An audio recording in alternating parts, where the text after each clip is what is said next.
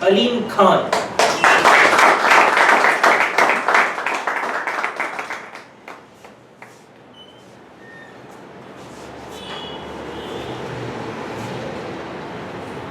The fasten seat belt sign began to flash.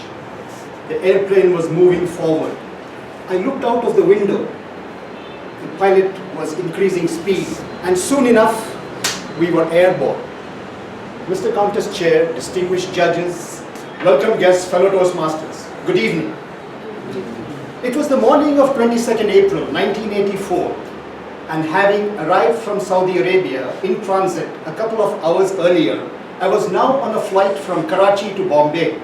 Yes, those days Mumbai was called Bombay, and laptop computers and mobile phones did not exist.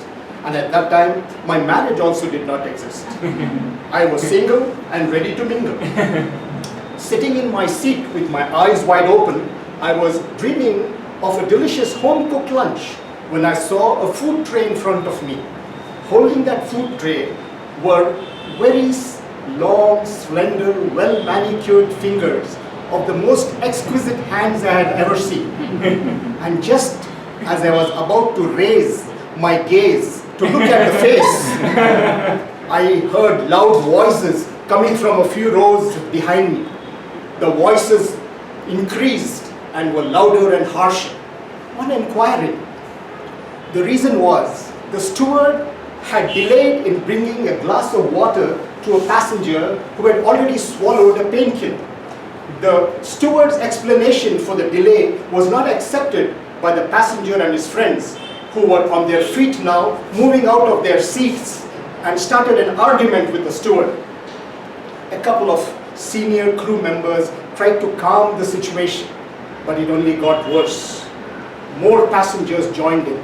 Some joined in only to impress others. A one-sided shouting match between the passengers and the airline crew broke out. The crew was clearly outnumbered. The passengers, who were a group by now, showed a complete lack of respect for the personal dignity of the crew members. The group gives individuals a sense of anonymity, and they commit acts that they would never commit when alone, because they can defer blame and responsibility upon the group. The dark tangent in every man's belly, the arrogance, the ruthlessness, the vanity to cause pain and fear through self-power. Power without responsibility. Power without responsibility and no accountability. The prerogative of the hard lot down the ages.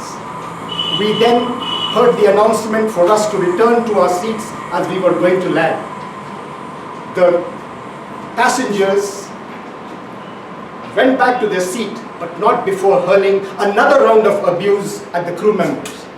I heaved a sigh of relief as I saw Bombay. At last. The plane began to descend, but instead of landing, it circled for a while and then it straightened its course, and the land also disappeared from below. We did not know what was happening. Then came the spine-chilling announcement from the pilot. He said the landing gear had jammed and could not be released. In other words, the wheels did not come out for landing, and due to very short notice and flight busy schedules, Bombay was not in a position to give belly landing facilities. So we were going back to Karachi. And then silence, complete silence. The shrill cry of an infant woke us out of our shock. We were gripped with fear. We were terrified and did not want to die. Passengers with prayer books took them out and began to read. Couples were holding hands. Mothers were crying and clutching their children tightly. Accidents happen all of a sudden, and before you realize it, you're gone. But in our case, we could not jump out of the plane or parachute out of the plane. We had to bear those 120 minutes in utter despair and suspense. That was our punishment. One spark produced by the impact of the airplane's metal exterior on the hard airport tarmac would engulf the plane in flames and turn it into a roaring inferno. Were we on our last journey? The journey from which no traveler has ever returned? If indeed we were on our final journey, then after the way we had behaved, would our death have any positive worth?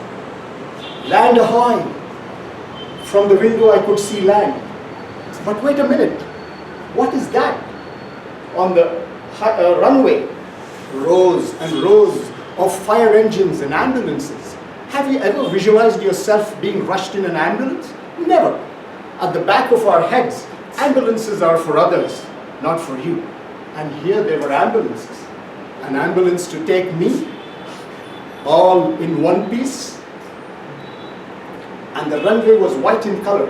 On closer look, it was thick white foam sprayed to avoid ignition.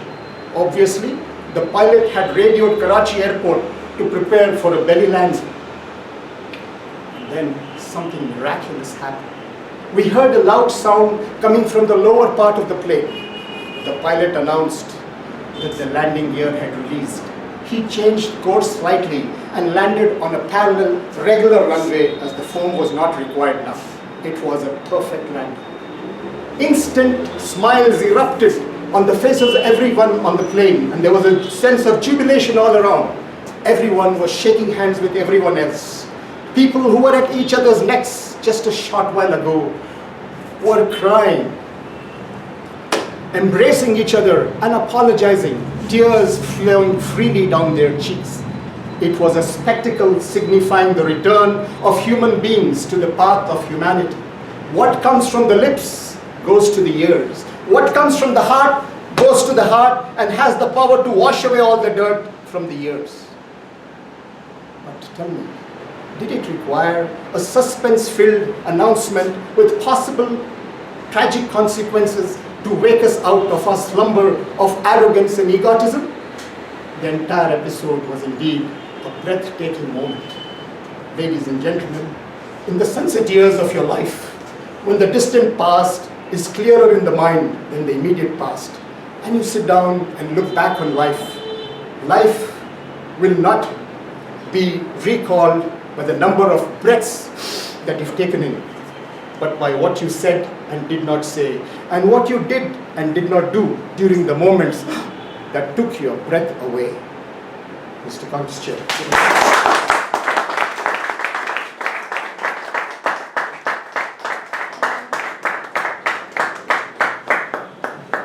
We shall now observe for 1 minute of silence for the judges to mark their minutes.